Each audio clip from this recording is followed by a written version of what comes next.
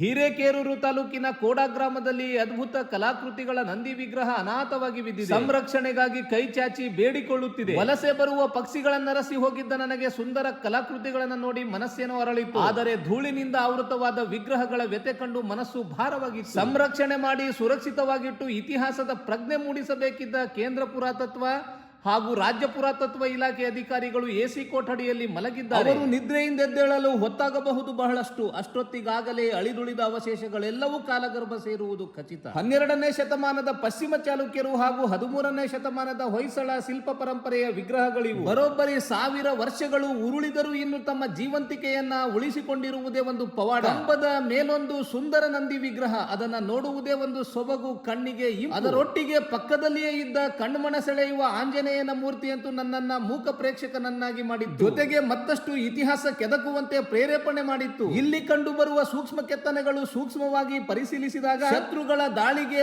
ಆಹುತಿಯಾಗಿರಬಹುದೇನೋ ಎಂಬ ಅನುಮಾನ ಕಾಡುತ್ತದೆ ಸಹಜವಾಗಿ. ಕಾರಣ ಇಲ್ಲಿಯ ದ್ವಾರಪಾಲಕ ವಿಗ್ರಹಗಳು ಅಸ್ತವ್ಯಸ್ತವಾಗಿರುವುದನ್ನ ನೋಡಿ ರಾಜ್ಯ ಹಾಗೂ ಕೇಂದ್ರ ಪುರಾತತ್ವ ಇಲಾಖೆ ಅಧಿಕಾರಿಗಳು ಜೀವಂತ ಇದ್ರೆ ಎಚ್ಚೆತ್ತುಕೊಳ್ಳಬೇಕು. ಐತಿಹಾಸಿಕ ಮಹತ್ವ ಹೊಂದಿರುವ ಸ್ಮಾರಕಗಳು, ವಿಗ್ರಹಗಳನ್ನ ಸಂರಕ್ಷಣೆ ಮಾಡಬೇಕು. ಫಾಲೋ ಮಾಡ್ಕೊಳ್ಳಿ, ಇನ್ನಷ್ಟು ಐತಿಹಾಸಿಕ ವಿಡಿಯೋಗಳು ನಿಮ್ಮೆದುರು ತರುತ್ತೇನೆ.